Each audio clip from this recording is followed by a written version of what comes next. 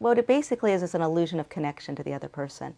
And often, at some point when we get threatened in the relationship, we form a fantasy bond with our partner, not unlike the one we formed originally with our parent, where we're fantasizing about the person, but we're not really acting in a way that's close to them anymore. So we have this fantasy of being in love with them, but our behaviors don't really match with that.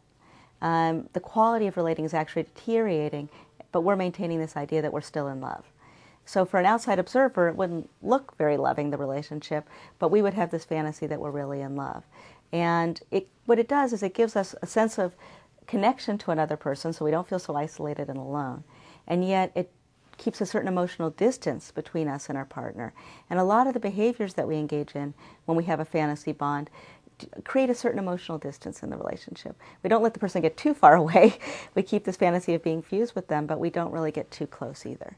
So we do little things that create distance. So often it's the routinized thing. We always go out on Friday night, but we're not doing it out of choice anymore. We're doing it out of expectation. We start to have a lot of shoulds. This is what we should do. This is how we should behave. These are the things we do. We talk as a unit instead of as two individual people. And we take the other person for granted. We don't really appreciate. And we also stop engaging, interacting in little ways that are kind to each other, that acknowledge the other person, that show our appreciation. And so what you get is this kind of routinized behavior. So we act as a couple, but we don't interact as two individuals who are really still loving one another. And often both people have a fantasy or illusion of being connected or in love, but the behaviors don't really look that way.